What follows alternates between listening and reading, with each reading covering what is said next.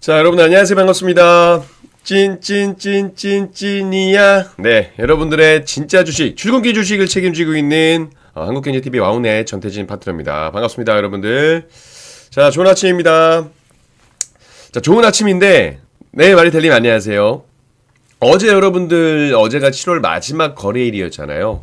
네, 오늘이 또 참 유감스럽게도 금요일이에요. 한 주의 마무리이지만 어떻게 보면 또 8월의 첫 거래일이란 말이에요. 그래서 이게 참 애매합니다. 8월 첫 거래일이라서 좀 신나게 시작하고 싶은데 또 한 주의 마무리다 보니까 그쵸? 그런 부분들이 좀 있습니다. 어찌됐건 그럼에도 불구하고 우리는 오늘도 행복하게 보내야겠죠. 그쵸? 자, 디노씨님, 체리주빌레님, 김상민님, 행복한 나님, 송종복님, 김느짜님, 네, 사무님, 반갑습니다. 체리주빌레님, 8월은 주식을 쉬어라고 하던데 맞나요? 뭐 세린메이 뭐 이런 것들이 많이 있긴 한데 저는 그렇게 생각을 합니다. 주식은 쉬는 날이 없습니다. 계속해서 어떻게 보면 이제 수익을 좀 만들어 가야 되는 거고요. 뭐 시장이 안 좋다라고 한다면 관망의 자세를 보는 것도 좋지만 전략을 좀 잘 보게 되면요, 시장이 약세장을 나와도 수익이 날 수 있는 방법이 있기 때문에 그냥 뭐 그런 것 같아요. 8월이 아니라도요, 만약에 지금 내 포지션, 내 스탠스에서 뭔가 주식이 오늘 나와 안 맞다, 그러면 그럴 때는 과감하게 막 매매를 하는 것보다는 잠깐 좀 쉬는 게 좋지 않을까, 이렇게 생각을 하고 있습니다. 네, 행복한 JR님, 찔레공주님, 안녕하세요. 반갑습니다. 국회의원들 공부 좀 했으면 물론 이제 상법 개정안이라든지 이런 세제 개편안에 대한 이야기들이 나와서 많이들 이제 분노하시는 것 같은데, 일단은 우리는 정치는 모릅니다. 여러분들, 우리는 주식만 생각하면 돼요. 아시겠죠? 주식만 생각하시면 되고, 자, 오늘은 시간적인 여유가 조금 있기 때문에 차분하게 천천히 여유를 즐기면서 시작할 예정이고요. 자, 여러분들 좋아요 한 번씩 눌러주시면 감사드리도록 하겠습니다. 알래스카 관련주 죽은 건가요? 제가 알래스카 관련된 종목들을 읽다가 미국 증시 이야기 드리면서 국내 증시 관련된 섹터나 종목 이야기 드릴 때 같이 한번 이야기를 해드릴 거니까요. 잠시 후에 좀만 기다려주세요. 마가냥 이렇게님. 제가 그 이야기도 같이 한번 드리도록 하겠습니다. 아시겠죠? 자, 여러분들 좋아요 한 번씩 눌러주시고, 항상 말씀드리지만 여러분들 오늘 시장이 금요일장인 것도 있어요. 오늘 시장이 금요일인 것에 대한 어떤 영향도 생각을 해보셔야 되고, 항상 제가 말씀드리지만 그러니까 월초, 그러니까 새로운 그 한 달, 그러니까 8월이게 되면 이제 7월 시작할 때도 7월 첫 거래일, 그리고 어제 7월 마지막 거래일은 변동성이 좀 있다라고 말씀을 드렸습니다. 왜냐면 월초, 월말, 그러니까 월봉 캔들을 만드는, 그러니까는 시작과 끝을 마무리 짓는 날이기 때문에 변동성에 대한 부분들이 조금 있을 수 있다라는 점, 여러분들 그 부분은 감안을 해주시고, 항상 말씀드리지만 금요일이잖아요. 금요일은 어떻게 보면 이제 개인 투자자분들께서 초에 매매했던 종목들을 또 이제 주말 마지막에 앞두고 좀 정리하려는 그런 심리도 좀 있기 때문에 오늘 하루는 좀 차분하게 시장을 바라보면서, 또 주말간 어떤 이슈가 나올지도 모르잖아요. 트럼프가 뭐 갑자기 또 생뚱맞게 또 어떤 이야기 나올지 모르니까, 그러니까 이제 주말 앞둔 금요일은 조금 편안하게 시장을 보시면 좋을 것 같습니다. 네, 진진이님, 쿠쿠라차차님, 오야TV님, 박윤서님, 라인님, 반갑습니다. 네, 미래님도 안녕하세요. 반갑습니다. 좋아요 한 번씩 눌러주시고, 그리고 최근에 계속 일정들이 있어가지고 제 개인 유튜브에 이제 따로 영상을 올려드리진 못했습니다만, 지금 이 방송을 못 보신 분들, 혹은 앞에 내용을 보시고 싶으신 분들은요, 이제 PD님 담당자님께서 또 제 개인 유튜브에 영상을 올려드리니까 그 영상 보시면서 같이 공부해보시면 좋겠습니다. 참고로 제가 월요일부터 금요일까지 매일 아침 7시부터 7시 반까지 여러분들과 함께 하잖아요. 제 이야기는 매일 이어집니다, 여러분들. 어제 했던 이야기의 연장선상이 오늘 나오고, 오늘 이야기했던 내용의 연장선상에 대한 내용들이 아마 다음 주 월요일 날 또 나올 거예요. 그렇기 때문에 매일매일 보시면 좋을 거예요. 오늘 놓쳤다, 어제 거 놓쳤다, 그러시면 제 유튜브 오셔가지고 녹화 영상 보시면 좋을 겁니다. 아시겠죠? 네, 남재훈님 안녕하세요. JGS님, 네, 기분 좋은 금요일입니다. 지금 지수 플레이를 하시는구나, 그쵸? 그러니까 지금 미장이나 국장 하락 이야기를 말씀하셨던 거고, 일단 뭐 시장에 대한 약세 흐름을 전망하신 것 같습니다. 무카레님 안녕하세요. 반갑습니다. 자, 일단 여기서 퇴근길 주식. 아유, 맞아요. 요즘 일정이 많아가지고. 오늘도 근데, 일정이 좀 있어가지고, 오늘 또 한국경제TV 방송부 가야 되는 일이 있어서, 다음 주부터는 열심히 한번 해보겠습니다. 네. 퇴근길 주식도 많이 올려드릴게요. 다음 주부터. 네, 일단 한번 출발 한번 해보도록 하겠습니다. 자, 미증시 먼저 이야기해야겠죠. 그래도 그동안 어떻게 보면 혼조세의 흐름을 보였던 미증시였는데, 보시면 이제 다우, 뭐 나스닥, S&P 500 모두 이렇게 하락 마감을 했습니다. 하락 마감을 했고요. 필라델피아 반도체 지수는 조금 더 많이 빠졌어요. 좀 더 많이 빠졌고, 많이 빠진 것들을 보여드리기 싫어서 여기 필라델피아 반도체는 제외를 했습니다. 어찌됐건 어제의 미증시는 약세 흐름, 그러니까 긍정적인 분위기보다는 어쩌면 좀 투심을 위축할 수 있는 내용들이 부각이 조금 더 됐다라고 보시면 좋을 것 같아요. 자, 이렇게 매그니피센트 7을 비롯한 S&P 500 지도 핀비지 맵을 좀 보시게 되면 실적 발표를 했던 마이크로소프트하고 메타, 그쵸? 그리고 아마존까지도 일단 좋은 흐름들을 보여줬어요. 매그니피센트 7 종목 중에서 이 세 종목은 좀 강세를 보였고, 테슬라가 3%나 빠지면서 엔비디아도 약세 흐름을 보여주고, 애플도 떨어지고, 애플도 실적 발표가 있었죠. 이런 부분들이 있었고, 특히나 일라이릴리 같은 이제 헬스케어, 그리고 파이낸셜, 금융주 전반적으로 시장에 대한 투심이 좀 위축되는 부분이었습니다. 일단은 미국 주식 같은 경우는 뭐 마이크로소프트 실적 발표를 하고 뭐 시가총액이 장중 4조 달러를 넘어섰다라는 그런 굉장히 좋은 흐름들을 보여줬었는데, 그러다가 보니까 이제 4조 달러가 넘어가면서, 그러니까 명분이겠지만 차익 실현 좀 매물이 쏟아지게 되면서 상승분을 조금 반납하는 그런 흐름들을 보여줬고요. 특히나 뭐 이제 마이크로소프트, 뭐 메타 이런 종목들을 제외한 그 AI 그리고 반도체 관련 기업들의 실적 악화가 나왔습니다. 그러니까 실적 악화에 대한 부분들이 보고되면서 필라델피아 반도체 지수는 제가 보여드리진 않았지만 3% 넘게 하락을 하는 모습들을 보여줬어요. 그러니까 필라델피아 지수를 구성하는 30개의 종목 중에 한 개를 제외하고는 거의 뭐 하락했다라고 보시면 좋을 것 같고, 특히나 반도체 설계 기업 ARM은 13% 정도 하락하면서 약한 흐름들을 보여줬습니다. 그러니까 2분기 실적이 예상치를 상회하지 못한 데다가 매출 전망치마저 진짜 시장 예상치하고 뭐 거의 차이가 없어가지고 실망감을 준 거죠. 그러니까 실망 매물이 나올 수밖에 없는 부분들.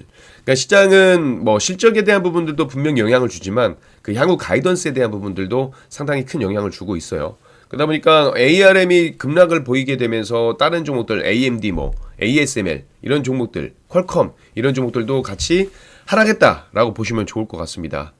그리고 이제 헬스케어 일라이릴리가 3% 좀 안 되게 빠졌던 이유는요. 그러니까 트럼프죠, 트럼프가 글로벌 제약사 17곳에 의약품 그 가격을 낮추라 이런 행정명령 서한을 보냈다라는 소식이 전해지면서 오히려 위험회피 심리가 좀 더 강해졌다라고 보시면 좋을 것 같습니다. 그리고 장마 마감 후에 실적 발표가 있었죠. 어떤 기업의 실적 발표가 있었죠? 애플과 그리고 아마존의 실적 발표가 있었습니다. 제가 이거는 일부러 좀 전에 한번 캡처를 했어요. 애플 같은 경우는 이제 약세 마감을 했다가 시간에서 좀 올라와주고 있는 모습들. 반대로 아마존은 이제 시간 외에서 좀 급락하는 흐름들을 보여주고 있습니다. 자, 애플 같은 경우는 2분기 매출이 전년 동기 대비 한 10% 증가한 940억 4천만 달러 정도, 그리고 EPS가 12% 증가한 1.57달러 기록하면서 일단은 시장 예상치를 웃돌았습니다. 애플은. 그래서 지금 시간 외에서는 조금 올라가는 모습들. 아마존 같은 경우는요. 2분기 매출이 이제 1,600억, 그러니까 1,700억이 좀 안 되는 부분들이고 EPS도 1.68달러 발표를 했습니다.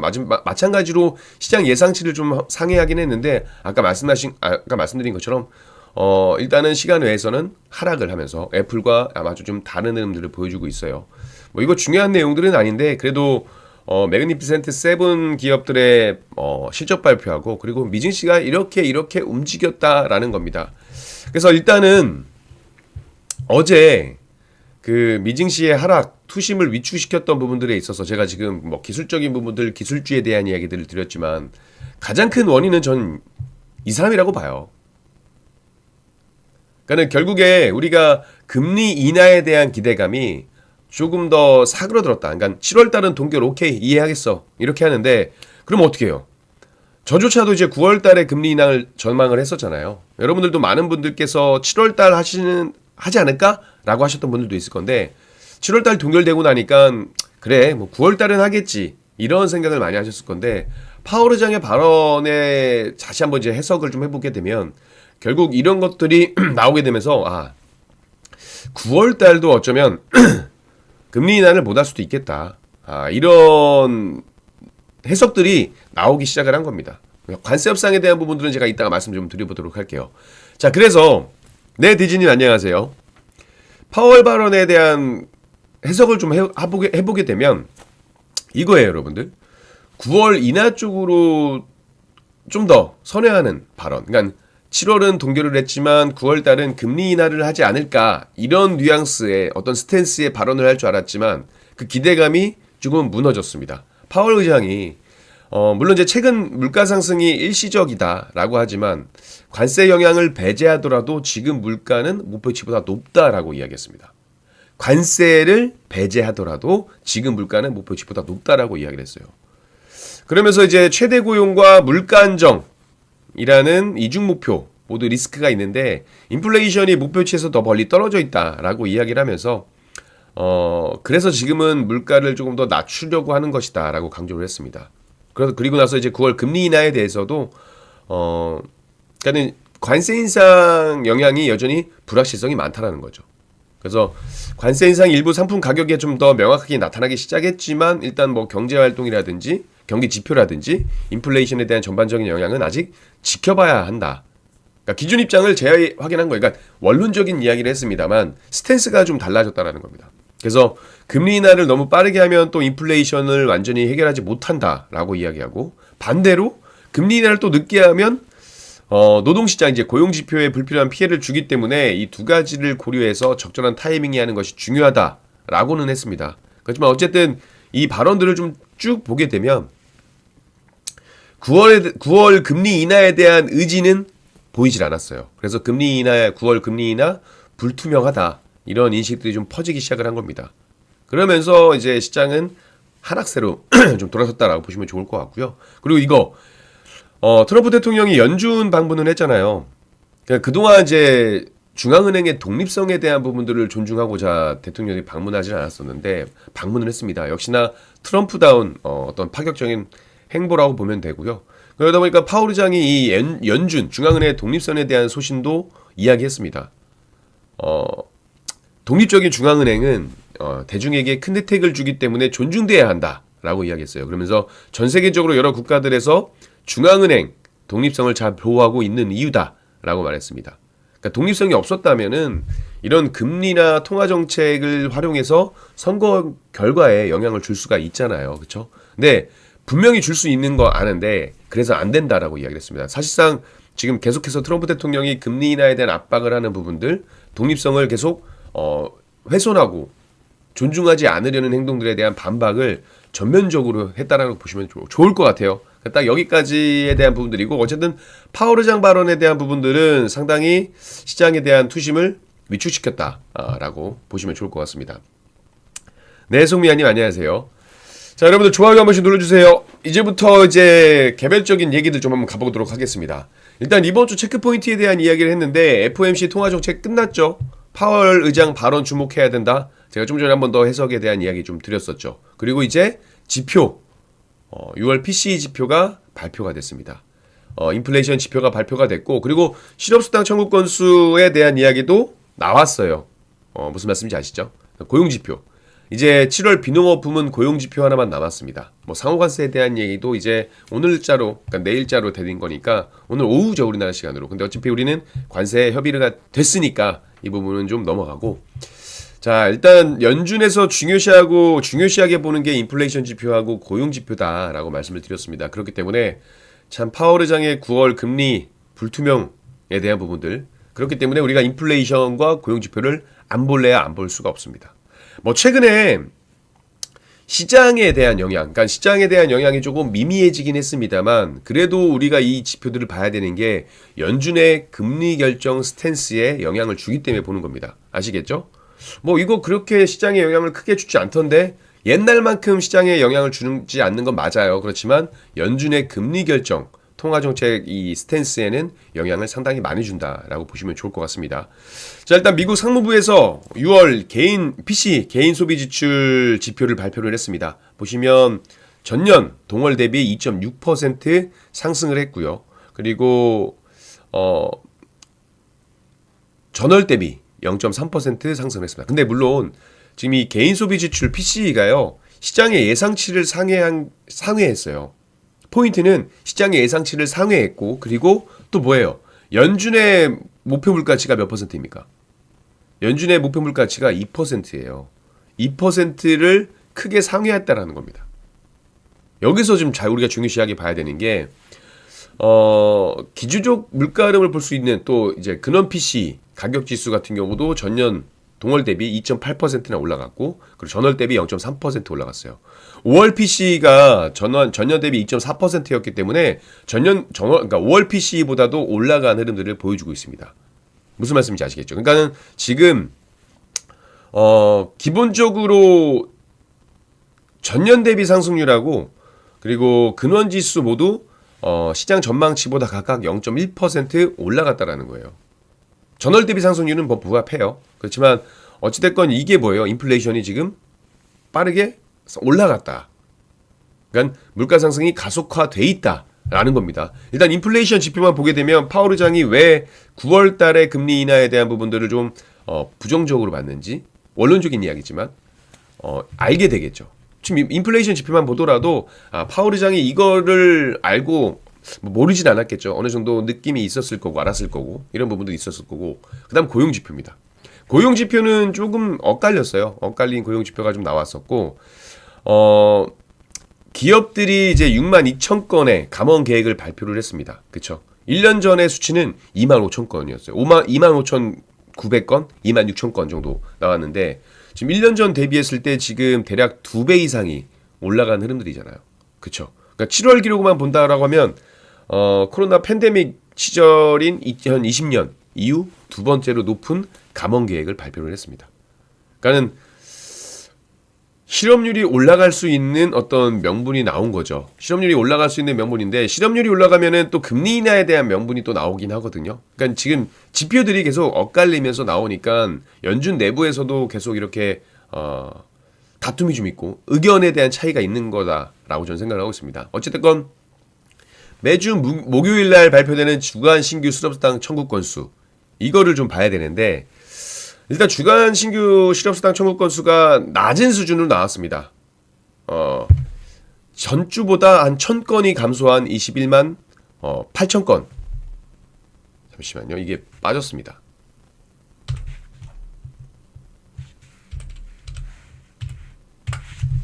(21만 8천 건이고요) 전망은 24만 4천 건이었습니다. 그래서 전망치보다 하회하는 그러니까 어떻게 되겠어요? 고용 지표는 견조했다. 그런 부분이거든요. 그러니까 이게 되게 웃긴 게 고용 지표가 견조하면 연준에서는 금리 인하를 굳이 할 이유가 없다라는 겁니다. 고용이 견조하니까. 근데 지금 물가는 올랐어요. 어떻게 해석을 해야 되겠어요, 여러분들? 서로 엇갈린 지표들이 나온 거잖아요. 그러니까는 연준 내부에서도 참 답답하지 않을까 생각이 저도 되고 있습니다. 그래서 어찌됐건 우리가 지금 그렇다면 일단 여기까지 이미 끝난 거니까 지나간 것은 지나간 대로 두고 그러면 앞으로에 대한 부분들을 봐야 될 거잖아요. 그럼 이제 오늘 이제 발표될 7월 비농업 고용 보고서 여기에 또 주목을 할 수밖에 없겠죠. 그쵸? 일단 7월 비농업 고용 이 부문에서도 10만 6천 개 일자리가 생겼을 것으로 예측을 하고 있습니다. 기대를 하고 있어요.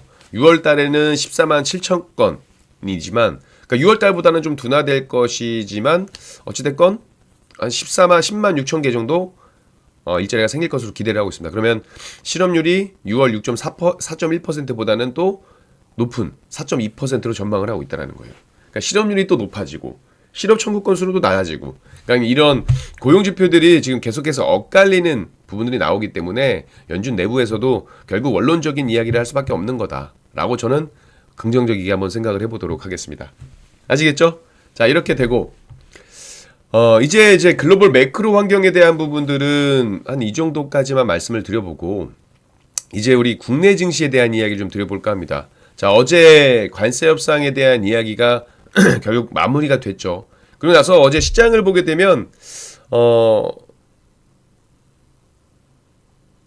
변동성이 상당히 심했습니다. 그죠? 근데 저는 그 변동성이 물론 관세 협상에 대한 해석을 어떻게 하느냐, 긍정적으로 볼 것이냐, 부정적으로 볼 것이냐, 여기에 대한 해석이 분분하면서 시장이 변동성을 보였다라고 보여주고 있고, 또 뭐라고 했죠? 월말이었기 때문에 좀 더 그렇지 않았을까. 그러니까 원래 보통 월말은요, 뭐 옵션처럼 이제 변동성을 보여주는 날이기도 하고, 업종에 대한 그러니까는 관세 협상에 대한 해석 때문에 업종별 등락이 상당히 심했다. 이렇게 보시면 좋을 것 같아요. 그래서 아마 많은 분들께서 어제는 좀 힘든 하루가 아니었나 생각이 됩니다. 제가 개인적으로는 이렇게 말씀드렸어요. 한미협상, 관세협상에 대해서 카드로 쓸 수 있는 종목들에 대한 부분들은 이제 단기 변동성을 활용해야 된다라고 말씀드렸고, 관세협상 이후에 가지고 갈 종목들, 수혜주들은 이제 협상 이후에 봐야 된다. 그리고 관세 협상이라는 것은 불확실성의 해소로 보기 때문에 조금 더 긍정적인 종목들을 봐야 된다라고 말씀을 드렸습니다. 이제 그 부분 같이 해서 말씀드릴게요. 김정민님, 네. 저는 태아입니다. 태아. 자, 김늦자님, 어제 힘들었죠. 맞아요. 어제 진짜 힘들었을 거예요.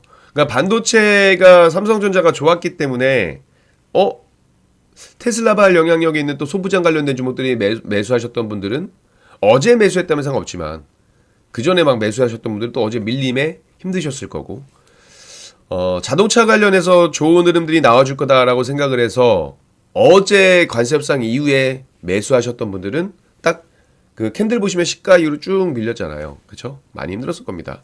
제가 자동차나 부품 관련된 종목들은 오히려 그 전에 사고 이 세론 뉴스로 보면서 대응을 해야 된다라고 말씀을 드렸었는데, 뭐 제 이야기, 제와 방송 함께 하신 분들은 그래도 뭐 잘 잘 마무리 하셨겠죠? 그러셨을 거라 생각을 합니다. 자, 이어서 한번 해보도록 하겠습니다. 오늘은 제가 시간적인 여유가 있으니까 여러분들, 제가 8시까지 함께 할 겁니다. 오늘은 8시까지 할 겁니다. 네, 그렇기 때문에 천천히 소통하면서 말씀을 좀 드려보도록 하겠습니다. 자, 일단 우리 김늦잠님, 어제 힘들었다라고 말씀하셨는데 다시 한번 말씀드립니다. 우리는요, 결론적으로 궁극적으로 주식을 하는 이유는 돈을 벌기 위함이죠. 그쵸? 내 계좌를 불리기 위함입니다. 그쵸? 그러니까 돈을 벌다, 수익을 낸다, 계좌를 불린다, 이런 얘기는 궁극적인 목적이 뭐예요, 여러분들? 궁극적인 이야기 뭐예요? 잘 먹고 잘 살려고 주식을 하는 겁니다. 맞죠? 그러니까 어제보다 오늘, 오늘보다 내일 부자가 되려고 하는 거예요. 딱 이 마음만 여러분들 가슴속에 딱 담아두세요. 어제보다 오늘, 오늘보다 내일. 어제와 다른 오늘. 그쵸? 그러니까 어제 좀 힘들었지만 오늘 또 좋을 줄 어떻게 알아요. 그쵸? 그러니까는 지나간 것은 어쨌든 지나갔기 때문에 우리가 여기에 대해서 후회를 하거나 미련을 갖는 것보단 앞으로 더 좋은 긍정적인 그런 생각들을 많이 하셔야 됩니다. 맞죠? 맞아요. 오늘보다 내일 더 부자가 되면 돼요. 그러면 되는 거예요. 우리가 주식을 해서 돈을 벌기 위한 것들은 뭐 내 집 마련, 뭐 결혼 자금, 노후 자금 많겠지만 자금의 성격은 결론적으로는 이것을 불리기 위한 거거든요. 그러니까 너무 일일비하지 마시고 유노유노 노래의 그 세 번째 레슨 일일비하지 않게 아닌가요? 네. 세 번째 레슨입니다. 그게 저는 항상 첫 번째 레슨으로 말씀드리는데 일일비하지 마시고 좋은 생각 많이 하시면서 같이 매일 아침 저와 함께 이렇게 7시 출근길 주식 함께 하시면 제가 좋은 내용들 많이 말씀드리도록 하겠습니다. 자, 제가 관세협상이 표를 올려놓은 건요, 제가 이렇게 말씀드리면서 조금 더 자세히 보시라고 이렇게 올려드린 겁니다. 자, 일본, 한국과 비교를 했는데 중요한 건 뭐 일본이 중요하지는 않아요. 비교하면 밑도 끝도 없고 한도 끝도 없는 거고, 그쵸? 이렇게 좀 보면 좋을 것 같은데, 자, 일단 관세 협상에 대한 부분들을 좀 한번 말씀드려 보도록 하겠습니다. 그쵸? 근데 지금 다 읽으셨나요? 이제 읽으셨겠죠? 아니면 뭐 이렇게 좀 이따 보셔도 됩니다. 이제 관세 협상에 대한 부분들을 같이 이제 이야기할 건데, 이 해석에 대한 부분들은 저 개인적인 의견에 대한 부분들도 있고, 그리고 이제 뭐 우리가 흔히 이야기하는 기사 헤드라인 내용들도 같이 첨부를 좀 해드릴게요. 제 이야기만 드릴 게 아니고 언론에 나오는 이야기들도 객관적인 이야기도 같이 함께 해드리도록 하겠습니다. 일단 관세 협상에 대한 해석을 보게 되면 자 25%의 관세라는 악재는 피했다. 저는 이거는 동의를 해요.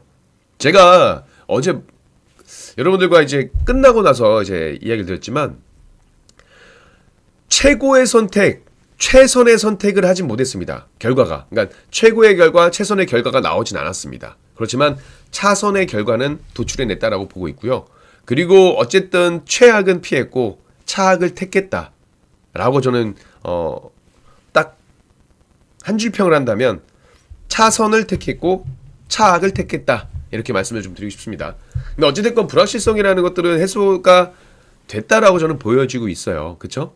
그러니까 어쨌든 우리나라가 미국과의 그 한미 관세 협상에서 25% 관세라는 게 가장 큰 문제였잖아요. 그렇죠? 어쨌든 25% 관련 악재는 피할 수 있었습니다. 네, 이명희님 안녕하세요. 자동차 관세가 이제 15%로 확정돼서 목표였던 그 12.5%에는 좀 모자랐어요. 그렇죠? 어쨌든 단기적 무역 이 불확실성은 해소가 됐다고 보여지고 있고 이게 왜 자동차 관세가 왜 자꾸 12.5%지라고 생각하시는 분들이 있을 건데 일단 우리나라가요. 이 표를 다시 한번 봐야 되나? 표에 제가 넣었나 모르겠네요. 자동차 관련해 가지고 우리는 FTA를 해서 무관세로 가고 있었어요. 그쵸? 무관세로 가고 있었고 일본은 2%에서 3% 정도 세금을 내고 있었습니다. 근데 일본이 15%가 됐다라고 하면 우리나라는 그럼 15% 일괄적인 게 아니고 그 일본이 내던 세금에서 12.5%가 플러스가 됐으니 우리도 12.5%가 돼야 된다라는 게 우리나라 입장이었어요. 우리 정부의 입장이었고. 근데 미국 그 무역 협의부 자체는 이해를 하긴 했습니다. 근데 우리 결정권자인 트럼프는 그런 거 없다. 일괄적인 15%다라고 이야기를 했다라는 거죠. 그쵸? 그런 부분들이 있다 보니까는 시장은 조금 다르게 해석을 했던 것 같아요. 체리주빌레님 관세 지금 보세요. 이게 이렇게 생각을 하는 건데 지금 상호관세 20%만 보더라도 이거를 어떻게 생각하느냐의 차이입니다. 25에서 15라고 줄였는데 이거를 야 줄였으니까 다행이다 라고 생각하시는 분들도 있을 거고 혹은 그래도 15%가 올랐다라는 거예요. 그쵸? 결국 세금은 내야 된다. 관세는 내야 된다. 라고 해서 어떻게 볼 거냐는 차이죠. 근데 일단은 단기적으로 우리가 중장기적으로 지금 볼 게 아니고 일단 단기적인 요소들로 봤을 때는 악재를 피한 게 맞아요. 그래서 저는 자동차 섹터들 어제 좀 과하게 빠졌다라고 생각을 합니다. 과하게는 좀 빠졌다. 근데 변동성이 나올 거라고 제가 말씀드렸습니다. 그죠? 분명히 제가 뭐라고 말씀드렸냐면 변동성이 나올 거라고 말씀드렸어요. 그래서 저는 개인적으로는 자동차 관련된 종목들, 자동차 부품된 관련된 종목들, 혹은 뭐 LNG 관련된 종목들 같은 경우 세론 뉴스로 작용될 수 있으니 비중을 좀 줄이시면 좋겠다라고 말씀을 드렸잖아요. 그쵸? 좀비 발상은 뭔가요? 좀비 발상은 무슨 말씀인지 모르겠네. 대주주양도세 문제도 이따가 말씀드릴 거예요. 자, 어찌됐건 나중에 한번 올려주세요. 좀비 발상 뭔지 궁금하니까. 일단은 그래서 그 관세에 대한 부분들을 어떻게 해석하느냐의 차이가 나오긴 합니다. 그렇죠? 근데 어쨌든 한국은 미국에 3,500억 달러 규모 투자를 하기로 했고 그리고 1,000억 달러 정도의 그 LNG 에너지 제품 수입을 약속을 했습니다. 그죠? 대미 투자와 에너지 수입을 약속을 했고 그리고 미국은 그 대가로 한국에 대한 상호관세를 이제 25에서 15로 낮춘 거고 그리고 이제 뭐 추후로 발표되겠지만 반도체 의약품에 대한 품목별 관세에도 최애국 대우를 적용하기로 했어요. 근데 여기서 보면 우리나라가 그 원샷 딜에 대한 이야기 했었잖아요. 반도체, 2차 전지, 뭐 제약바이오 같이 패키지로 해가지고 협상을 진행 중이다라고 했는데 그 부분은 관철이 안 된 것 같아요. 그렇죠? 어찌됐건 다른 일본이나 뭐 유럽연합 이런 기업들과 봤을 때 어찌됐건 한국이 최혜국, 그러니까는 모질라지는 않을 거다. 부족하진 않을 거다. 안 좋지는 않을 거다. 적어도 같던지 아니면 그거보다 좀 더 좋던지 이런 대우를 적용받기로 했습니다. 그쵸? 여기서 이제 이것들을 보면서 쭉 한번 말씀을 드려보도록 할게요. 그래서 시장은요 이렇게 생각을 하게 되는 거죠. 한미 통상의 협상이 이제 일본, 유럽연합이랑 이제 다른 경쟁국들에 비해서는 크게 불리하지 않은 선에서 타결했다라는 점이 이제 일정 부분 의미가 있지만 결국 세부적인 내용들을 좀 보게 되면 온도차가 나오긴 합니다. 지금 농축산물 시장 개방도 여기에 좀 포함이 되고 있고 지금 분명히 트럼프 대통령은 뭐라고 했죠? 그 트루스 소셜에 미국산 자동차, 트럭, 농업 시장을 개방하기로 했다라고 이야기를 했습니다. 근데 우리나라 정부는 쌀, 소고기 시장은 추가 개방하지 않는 것으로 합의했다라고 반박했습니다. 이것도 해석의 차이인 것 같아요. 그러니까는 우리 개방은 하고 있었잖아요. 개방은 하고 있었는데 우리나라는 추가적으로 더 확대되지 않았다라는 부분들이고 트럼프 대통령은 어차피 뭐 개방을 했었기 때문에 그 부분에 대한 이야기를 하지 않았나. 해석의 차이고 받아들인 것의 차이가 아닐까 이렇게 생각을 하고 있습니다. 물론 추후적인 기사 언론들을 계속 확인을 해봐야 돼요. 왜냐하면 LNG 프로젝트 관련한 이슈도 어제 내용에는 없었습니다. 그쵸? 근데 이건 잘 생각해 보셔야 돼요. 아까 누가 여쭤봐 주셨는데 알래스카 LNG 관련된 이야기 그쵸? 알래스카 LNG 관련된 이야기 이거 제가 이따가 말씀드릴 건데 어찌됐건 알래스카 LNG 프로젝트에 관련된 이야기가 없었어요. 근데 일단 우리가 이렇게 좀 해석을 한번 해봐야 돼요. 물론 이거는 지금 나와 있는 자료를 가지고 제가 해석을 해보는 것 뿐이고 일본은 알래스카 LNG 프로젝트에 참여를 하기로 했습니다. 그쵸? 근데 LNG 에너지 투자의 그 수입에 대한 이야기는 없었어요. 반대로 우리나라는 LNG 에너지 1,000억 달러 수입을 하기로 했다라는 부분이죠. 그래서 이거를 이제 간접적으로 하느냐 직접적으로 가서 참여하느냐 이 차이인데 저는 그래서 아직까지는 이야기가 없었기 때문에 LNG 프로젝트 관련된 이야기는 한번 나오지 않을까라고 생각을 합니다. 왜냐하면 트럼프 대통령이 그만큼 아시아 국가들의 참여를 간절히 원했다라기보단 압박을 했고 그리고 3,500만 그 달러 1,000억 달러 말고 3,500억 달러의 그 대미 투자의 운용도 미국이 하잖아요. 근데 그 미국 3,500억 달러에서 1,500 달러는 조선 펀드에 대한 이야기가 나왔고, 그쵸? 그리고 그 운용에 대한 부분들이 알래스카 에너지로 할지 안 할지는 우리는 아직 알 수가 없어요. 그건 트럼프 마음이겠죠. 그래서 일단 어쨌든 테마라는 것 자체는 한 번 더 이슈가 나오지 않을까 생각이 되고 있습니다. 만약에 조인트 벤처 설립이 됐다 일본 미국 기업과 그러면 또 이야기가 나올 수도 있겠죠. 그래서 저는 알래스카 LNG 관련된 이야기는 한번 나올 수 있다 라고 생각을 하고 있습니다. 다만 어제 알래스카 관련된 종목들 뭐 피팅 밸브라든지 관광업체들이 밀렸던 거는 알래스카 LNG에 대한 이야기도 있지만 또 다른 관세에 대한 이야기가 좀 더 크다라고 저는 보여주고 있어요. 아시겠죠? 자 어찌됐건 다른 이야기를 좀 해드려야 되는데 일단 마지막 이것까지 마무리할게요. 그러니까 어찌됐건 지금 이런 이야기를 좀 드려볼게요. 네, 지니투님 안녕하세요. 배용철님, 율공님 안녕하세요. BTJ님 안녕하세요. 일단은 몇몇 그 또 이야기를 들어보면 뭐 투자 규모라든지 이런 것들을 보게 되면 뭐 물론 미국이 유리해 보이긴 하지만 디테일하게 좀 따져보게 되면 한국이 유리하다라고 보는 관점도 있어요. 그러니까 CT에서 발간한 보고서를 보면 상호관세와 자동차에 대한 품목관세가 25에서 15로 낮아진 것 그리고 한국이 미국에 3,500억 달러 투자하는 내용들을 골자로 하는 이 관세 협상 결과에 대해서 세부 디테일한 내용들을 보게 되면 한국이 유리해 보인다라고 평가를 했습니다. 한미정상회담이 이제 향후 2주 안에 일어날 거고 그리고 이재명 대통령하고 트럼프 대통령이 첫 대면이죠. 이번 협상에서 세부 내용이 논의될 것으로 관측이 된다. 그죠? 여러분들 2주 안에 한미 정상회담이 이루어지고 이 정상회담에서는 어떤 이야기가 오가느냐 협상의 세부 내용이 논의될 것으로 나오고 있다라는 겁니다. 그래서 어제 한미 정상회담 기대감이 나오면서 어떤 테마가 올라갔어요? 약간 좀 번외긴 한데 여러분들. 자 여러분들 우리 주식인들 여러분들 어제 한미정상회담 이야기가 나오면서 갑자기 어떤 테마가 올라왔을까요? 갑자기는 아니고 이 두 인물의 상당히 근접한 또 다른 인물입니다. 트럼프와도 인연이 있는 인물이고 그리고 지금의 현재 정부 여당의 스탠스와도 맞는 인물이죠. 맞아요.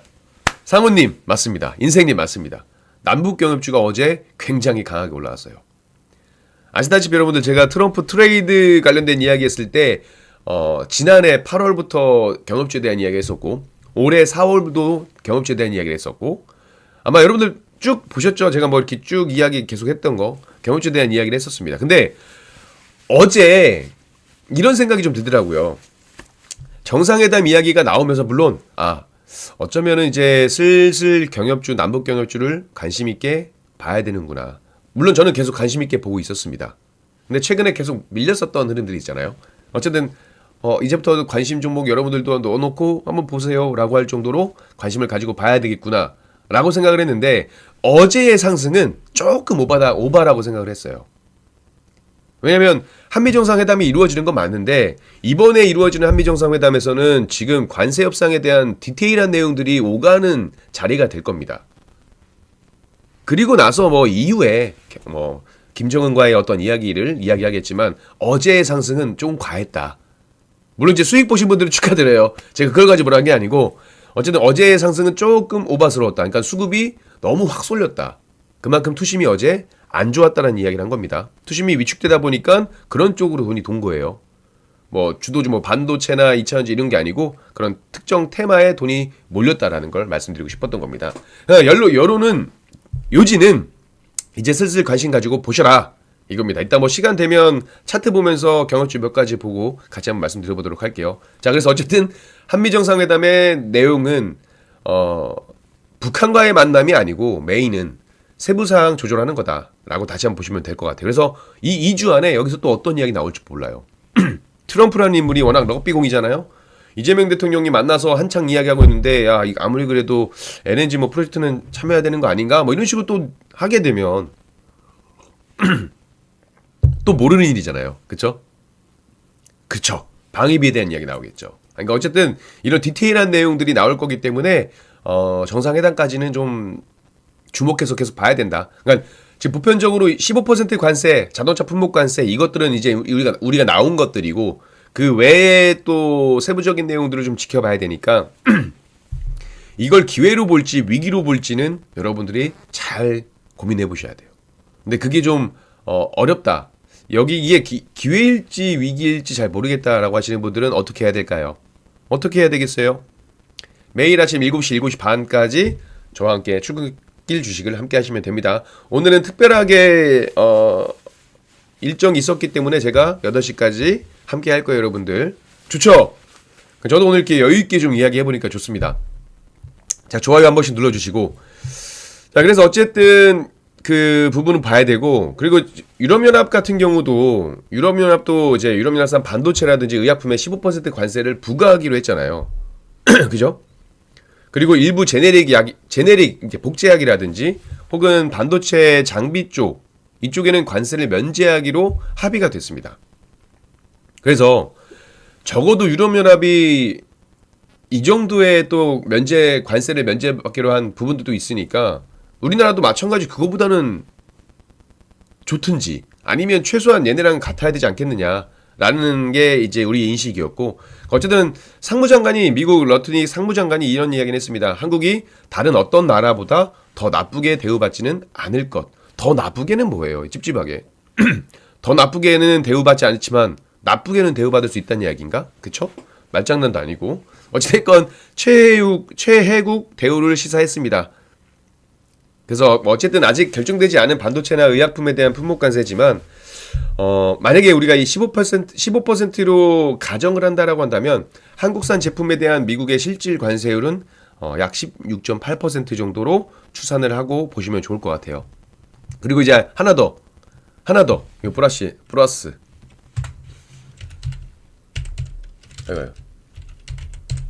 아까 우리 어떤 분이 또 LNG 관련된 이야기 주셔서 개인적 견해를 좀 말씀드리긴 했습니다만 이거는 어떤 부분이냐면 1,000억 달러 에너지를 수입하기로 했습니다. 그죠?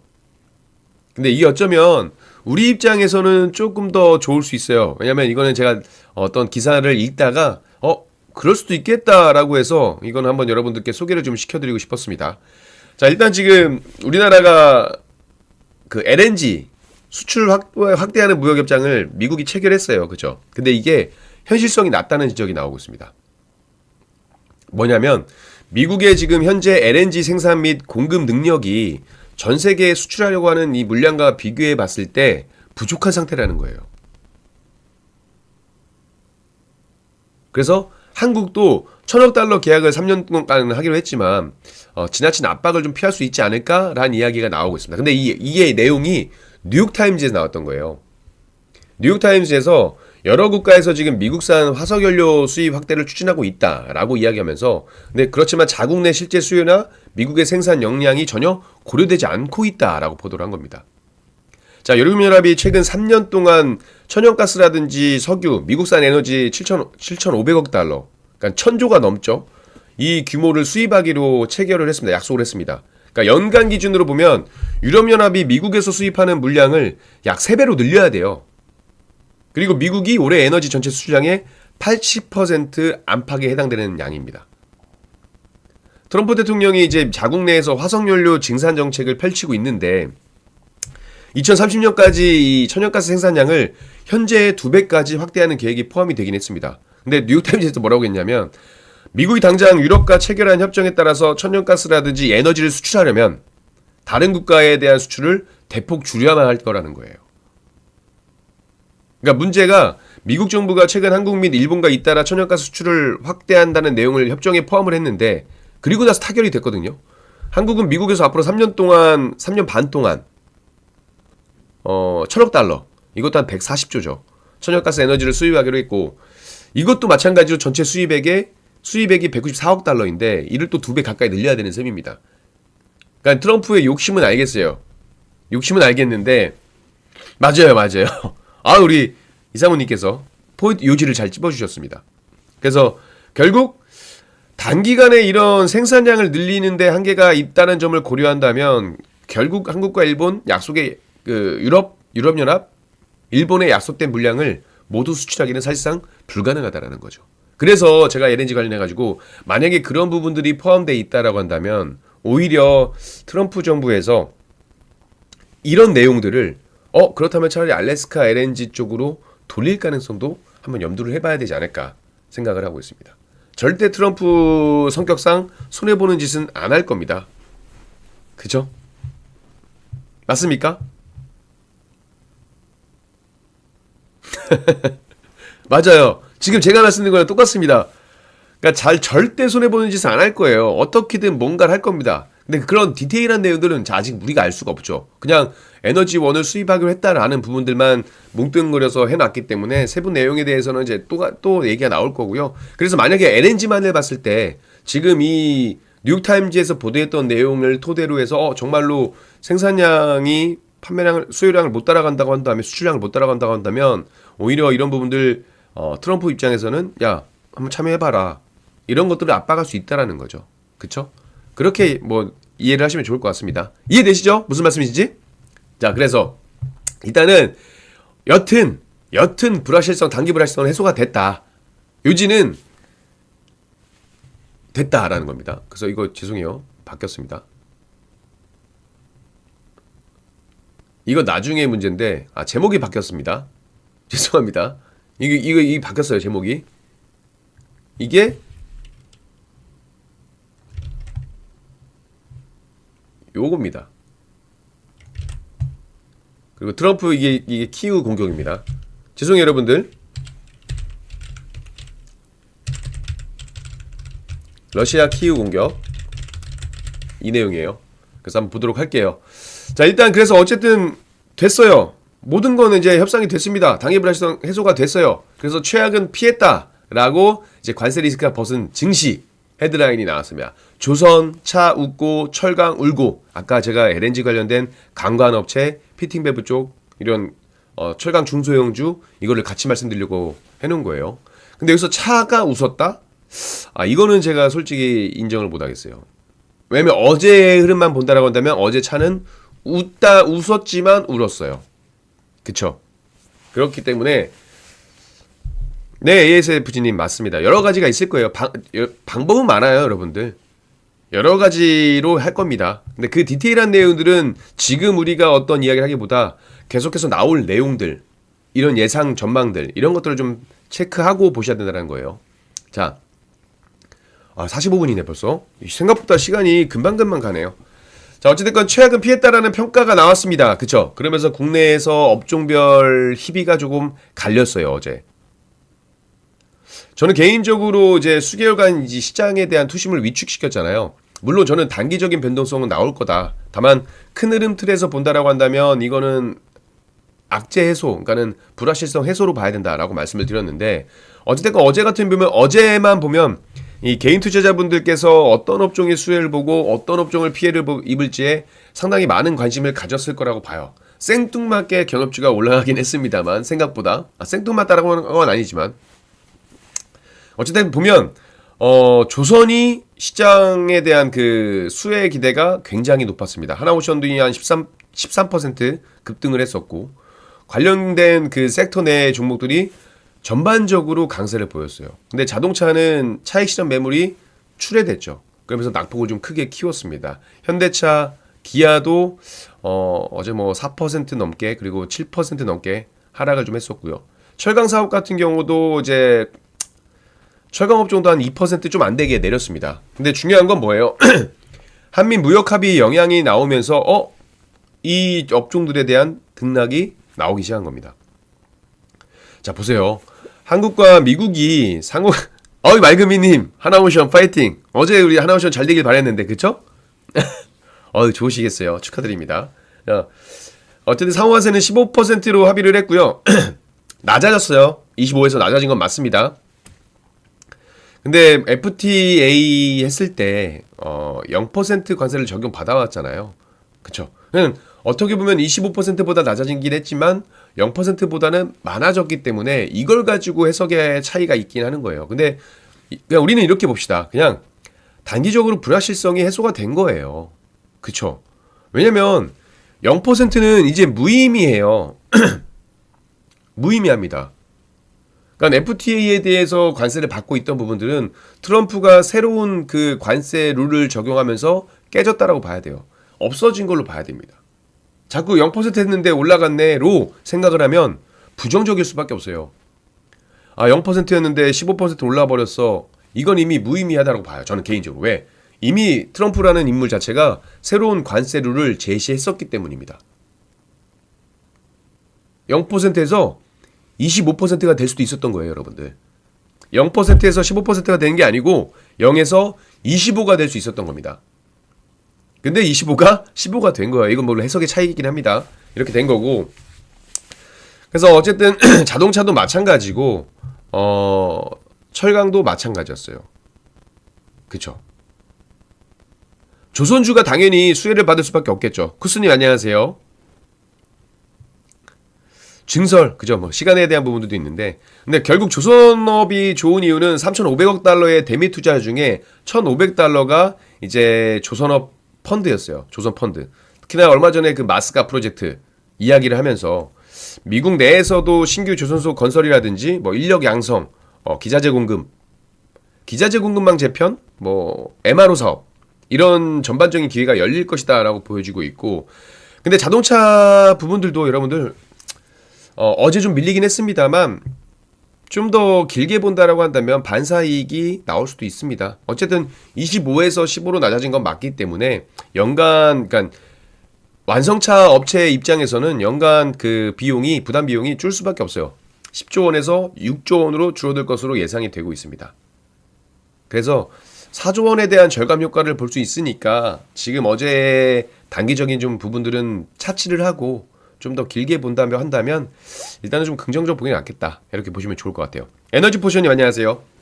다만 철강주 어제 LNG 프로젝트에 관련된 이슈가 없었고, 그리고 철강 관세는 그대로 유지된다라는 부분들이 부각이 되면서 밀렸거든요. 근데 여러분들 잘 생각해 보세요. 철강, 알루미늄, 구리 50% 관세는요 이미 이전에 나왔던 거예요. 그리고 아시다시피 최근에 미국이 유럽연합과 계약을 맺은 것들 보면, 아니 유럽연합도 철강, 알루미늄, 구리 관세 그대로예요. 유럽연합도 그대로인데 우리나라가 면제되길 바랬다? 저는 이거 욕심이라고 봅니다. 경제 규모도 엄청나게 큰 게 유럽연합인데 그런 국가에 대해서 결국 철강 알루미늄 구리는 별개의 문제라는 거예요. 그리고 이 이야기는 이전부터 나왔다라는 겁니다. 그래서 어제의 하락은 저는 좀 과하다라고 보고 있어요. 이게 새로 나온 뉴스가 아니에요. 그리고 솔직히 철강 알루미늄 구리 관세가 줄어들 것이다 라고 기대하는 것 자체가 저는 좀 미스가 아니었나. 왜냐면 유럽연합은 면제 안 받았어요. 그대로 관세 유지되고 있습니다. 앞서서 가이드라인이 나왔는데 앞선 가이드라인이 나왔음에도 불구하고 우리가 줄어들길 바랬다라면 저는 그거는 판단 미스가 아니었을까. 그래서 어제 철강주의 좀 약세는 조금 아쉬웠다. 물론 부담은 맞습니다. 50%의 그 관세 부담은 맞아요. 하락 요인도 맞기는 해요. 근데 이게 새로 나온 게 아니고 기존에 나왔던 것들 이미 선반영이 됐을 건데 라는 부분들을 고려해보면 조금은 좀 가했다라고 생각을 하고 있습니다. 해운주도 마찬가지긴 한데 근데 해운주는 좀 변동성이 좀 달라요. 조선과 해운은 조금 별개의 흐름이지 않을까 이렇게 보고 있습니다. 근데 뭐 나쁘진 않다라고 보는데 해운주는 보통 지정학적 리스크가 나왔을 때 움직였다라는 거죠. 이런 부분들을 좀 같이 보시면 좋을 것 같고 하나 더 이제 이거는 관세 협상에 대한 거 말고 개별적인 테마라든지 이슈라든지 개별적인 이슈에 대한 이야기를 좀 전달 한번 해보도록 하겠습니다. 이야기를 드려보도록 할게요. 제가 지금 문득 이제 유튜브 화면을 잠깐 봤는데 옷이 이렇게 하니까 굉장히 뭔가 실크 같은 느낌이 드네요. 네. 그러니까 저는 그래서 어제는 좀 너무 과했다라고 보여지고 있어요. 그쵸? 물론 부담이 되긴 하지만 이미 나와있던 거기 때문에 결국 안정적인 자리는 찾아갈 거다라고 보여주고 있습니다. 그런데 이렇게 말씀드리지만 제가 뭐라고 말씀드려요 여러분. 주식은요 유연하게 대응을 해야 됩니다. 만약에 여러분들 가지고 있는 종목들 유연하게 대응을 해야 되는데 뭐 그래 과하게 됐고 나는 그래도 좋을 거라고 생각해 관세 줄어들지 않을까라고 생각해서 그냥 가지고 있으면 안 돼요. 내가 만약에 철강주를 갖고 있는데 철강주를 난 계속 들고 있을 거야 라고 전자주권을 깐 상태에서 주가가 밀린다고 가만히 있으면 안 됩니다. 대응하시고 차라리 더 싼 가격에 잡는 게 맞아요. 무슨 말씀인지 아시겠죠? 그냥 주구장창 들고 있으면 안 돼요. 자, 이거는 이제 물가와 좀 관련된 부분들을 얘기했던 건데 러시아가 이제 최근에 트럼프 대통령이 러시아에 10일 안에 휴전하지 않으면 새로운 관세 제재를 부과하겠다라고 경고를 했습니다. 그쵸? 그리고 원래 그전에는 50일 이내에 종전하지 않으면 러시아와 그 교역국에 관세를 부과하겠다 데드라인을 제시했고 그리고 28일 날 10에서 12일로 줄인다고 발표했습니다. 그죠? 그러니까 열흘 이내에 휴전하라는 트럼프 대통령 압박에도 불구하고 지금 러시아가 오히려 이제 키이우 우크라이나 수도죠. 대규모로 공습했다라고 이제 보도가 된 바 있습니다. 그러니까 러시아가 미사일과 드론으로 키이우를 공격해가지고 어린이도 뭐 좀 포함해서 많은 분들이 또 다쳤다고 합니다. 사망자도 생겼고. 그러면서 오늘 아침에 속보가 하나 나온 게 있어요. 트럼프 대통령이 러시아 행동이 역겹다. 이런 이야기를 했습니다. 그 우크라이나에 대한 러시아의 행위가 너무나 역겹다. 그래서 뭐라고 이야기했냐면 8월 8일까지 우크라이나와 휴전을 합의하지 않을 경우 러시아에 제재를 부과할 것이다 라고 이야기했습니다. 일단 그 전에 러시아 교육국에 대해서도 100% 관세를 부과한다라고 이야기했고요. 이번에 또 러시아에 제재를 부과할 거다라고 이야기를 했기 때문에 뭐 이것 때문에 물가가 굉장히 오르고 뭐 이러진 않겠지만 어찌됐건 그 러시아에 대한 압박을 한층 올려주고 있다. 근데 우리가 여기서 생각할 건 뭐예요? 러시아와 우크라이나에 대한 내용들을 가지고 우리가 생각할 건 저는 이렇게 생각하거든요. 다른 거 다 에너지 관련이라든지 인플레이션 지표라든지 이런 것들을 보고 있겠지만 저는 이렇게 생각합니다. 야, 결국 러시아가 굴복을 하고 휴전을 하면 뭐가 봐야 돼요? 뭘 봐야 돼요, 여러분들? 뭘 봐야 됩니까? 뭘 봐야 돼요? 러시아, 우크라이나가 휴전하고 되면 우리 뭐 봐야 될까요? 재건주. 저는 재건주를 볼 것 같아요. 이런 이야기를 하고 또 하나, 이건 샛별님 맞습니다. 일광님 맞아요. 네. 왜 또 우리는 또 주식을 하니까 이런 것들을 봐야 될 거고 제가 이거 하나만 볼게요. 어제 지수가 좀 많이 밀렸습니다만 뭐였을까요? 어제 삼성전자하고 SK하이닉스의 흐름이 살짝 달랐어요. 그죠? SK하이닉스가 좀 강했고 삼성전자가 좀 약했습니다. 테슬라 땡큐라고 한 게 엊그제인데 두 개의 흐름이 좀 달랐어요. 근데 이건 이렇게 보시면 돼요.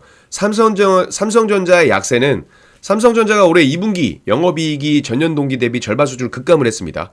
파운드리 사업부가 적자를 기록했고 이 실적이 발목을 잡은 거예요. 디바이스 부분도 매출과 영업이 모두 감소를 했고요. 그러다 보니까 삼성전자가 약세를 보였다. 실적에 대한 부분들. SK하이닉스가 강세를 보였던 건 이거는 삼성전자의 하락과도 연관이 되어 있습니다. SK하이닉스가 올해 2분기 글로벌 메모리 반도체 시장에서 사상 처음 매출 1위를 차지했다라는 거예요. HBM 시장을 사실상 장악한 게 가장 큰 영향을 줬을 거고요. 올해 2분기 디램이나 낸드 플래시 등을 포함한 전체 메모리 시장에서 21조 8천억의 매출을 기록했다라는 겁니다. 같은 기간 삼성전자 매출이 21조 2천억인 걸 고려했을 때 SK하이닉스가 삼성전자를 제친 거죠. 추월한 거죠. 그러면서 어쨌든 HBM 때문이긴 하겠지만 결국 이런 흐름들이 나오면서 어제 SK하이닉스와 삼성전자의 흐름이 좀 바뀌었다라고 보시면 좋을 것 같아요. 지금 우리 10님께서 미국 반도체 미국자 차트 말씀을 좀 하셨기 때문에 한번 보고 가죠. 그쵸? 기술적으로 봤을 때는 상당히 하방이 열려있는, 기술적으로 보게 되면 하방이 좀 열려있습니다. 그쵸? 그리고 나스닥도 마찬가지. 나스닥은 그래도 좀 아직은 견주해요. 근데 반도체 말씀하셨잖아요. 반도체도 마찬가지. 하방이 열려있는 부분은 맞습니다. 다만 반도체는 그래도 아랫꼬리를 달아주면서 라인을 그대로 유지해주고 있다는 점. 기술적으로만 설명드릴게요. 그쵸? 다우지수는 다른 문제예요. 우리는 지금 필라델피아 반도체 지수를 제가 좀 중요시하게 보니까 양방에 대한 부분들은 열어둬야 되지만 어찌됐건 아직은 그래도 기대는 해볼 만하다 라는 부분들 말씀드리겠습니다. 삼성전자 SK하이닉스 말씀드리면서 같이 좀 많이 말씀드린 거예요. 시간이 이제 얼마 없는데, 자, 그렇다면 저는 개인적으로 지금 어떤 섹터를 관심 가지고 보는지를 하나만 더 말씀드릴게요. 자, 일단 관세는 이제 끝났습니다. 그쵸? 관세는 끝났고 단기 변동성을 활용한 종목들은 이제 빼야 돼요. 그쵸? 저는 이제 관세 협상 이후에 우리가 관심을 가지고 봐야 될 종목들을 말씀드렸을 때 당연히 반도체는 보셔야 되지 않을까라고 이야기를 드렸습니다. 그리고 제약바이오. 제약바이오는 왜 그럴까요? 지금은 좀 잠잠하지만 대중 제재에 따른 생물보안법에 대한 이슈도 한 번 더 나올 수도 있고요. 그리고 금리 인하에 대한 기대감도 분명히 저는 존재하고, 최근에 우리 제약바이오 관련된 주목들이 조정을 좀 잘 받았다. 조정을 받았기 때문에 제약바이오 섹터는 좀 관심을 갖고 보셔야 되지 않을까 이렇게 생각이 되고 있습니다. 참고로 조선은 좋죠. 조선 펀드 좋죠. 또 오늘 조선 관련된 종목 하나 신규 상장합니다. 여러분들. 대한조선이라고. 이름부터가 이미 대한조선이에요. 아시겠죠? 오늘 신규 상장 하나 하고. 근데 그거 변동성이 좀 크니까 또 너무 섣부르게 공략은 하지 마시고, 저는 개인적으로 전력설비 쪽도 관심을 갖고 봐야 된다고 봐요. 근데 전력설비 쪽은 단기 모멘텀보다는 좀 중장기적으로 봐야 된다고 보고 있습니다. 최근에 전 세계적으로 이 전력망 접속 지연 문제가 심각해지고 있다라는 내용들이 계속 나오고 있거든요. 세계 곳곳에서 데이터 센터가 급증을 하고 전기차 AI 수요가 늘어나면서 전력 수요가 폭발을 했다라는 거예요. 원인은 그러니까 신규 발전소나 대규모 정규 사용 이 설비를 전력망에 연결하려면 수년씩 기다려야 하는 사례가 속출된다는 겁니다. 그러니까 지금 각국별 전력망 접속 대기 시간을 보게 되면 이거 여러분들 분이 아니고 시간이에요. 시간입니다. 네덜란드가 대략 한 10시간. 네덜란드가 대략 한 10시간 정도. 그리고 미국 같은 경우가 7년. 미국 버지니아주 북부. 그리고 독일도 비슷하게 7년 정도가 나와요. 영국은 5년. 일반 데이터 센터는 한 2년?